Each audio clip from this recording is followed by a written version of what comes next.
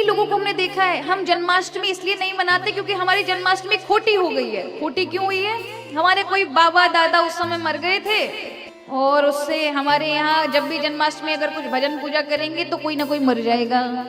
अच्छा, तुम्हारी बहुत लंबी परंपरा है, आपके वंश में हजारों पीढ़ी पूर्वज हो चुके हैं, तो हर दिन एक बुजुर्ग मरा होगा, फिर तो पूरे त्योहार नहीं मनाने चाहिए, बिल्कुल रोटी पानी नहीं खानी चाहिए। वहां तो आपकी बुद्धि जाती नहीं है, पर मान्यताओं को गता अनुगत मानते रहते हैं। एक पंडित जी थे, सोमती मावश पड़ी तो नदी के किनारे स्नान करने गए, तो उन्होंने देखा कि उनके जो पंचपात्र जानते हैं, तांबे के होते हैं भगवान के बर्तन, तो उन्होंने सोचा कि मैं अगर स्नान करने गया चोर चोरी करके ले जाए तो क्या करे। उन्होंने क्या किया, गड्ढा बनाया नदी के किनारे बालू का, अंदर उसके अंदर पंचपात्र दबा दी और सोचा कि मेरी पहचान पता चले कि यहाँ पंचपात्र। तो उन्होंने क्या किया, एक शिवलिंग बना दिया।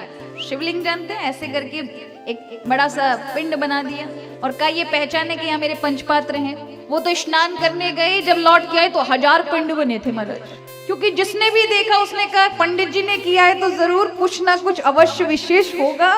सबने अपने अपने शिवलिंग बना लिए, जहां देखे पूरे किनारे पे शिवलिंग। अब वो कैसे खोजे मेरे पंचपात्र कहाँ गए, इतने सारे असंख्य। क्योंकि लोगों से जब पंडित जी ने पूछा कि भाई तुम लोग क्यों बना रहे हो, बोले पंडित जी वाह वाह, आप ही लाभ लेना चाहते हैं, हम ना ले, हमने तो आपको देखा। उन्होंने कहा पर मैंने तो मेरे पंचपात्र दबाए थे, तुम क्यों बना रहे थे बिना? बोले आपको देखकर हमने बना दिया। विषय नहीं जानते लोग उसके पीछे का, लेकिन परंपरा वाले करके गए, हम भी करेंगे। हम कितने भक्तों से पूछते हैं, दिवाली के दिन अगले दिन हम गिरिराज जी की पूजा करते हैं, गोवर्धन पूजा मनाते हैं। क्यों मनाते हैं? बहुत से लोगों के पास जवाब ही नहीं है क्यों मनाते हैं, बस एक ही देते हैं, गिरिराज जी उठाए थे इसलिए मनाते हैं। उस दिन कार्तिक शुक्ल प्रतिप्रदा सुरभि ब्रज अवतार लियो, उस दिन गौ माता का जन्म हुआ था। सुरभि का जन्म हुआ था भगवान राधा कृष्ण के हृदय से, शरीर से।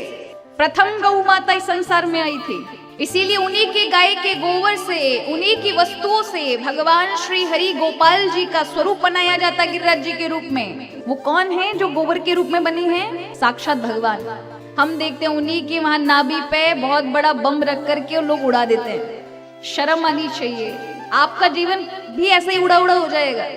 क्योंकि जिस प्रकार की भावना रख करके आप अपने ही भगवान के प्रति ऐसा भाव रखेंगे तो फिर भगवान की ओर से आशीर्वाद आपको क्या मिलेगा? यही जो आपने किया है। देवता बन करके देव की पूजा करनी चाहिए, भूत बन करके नहीं।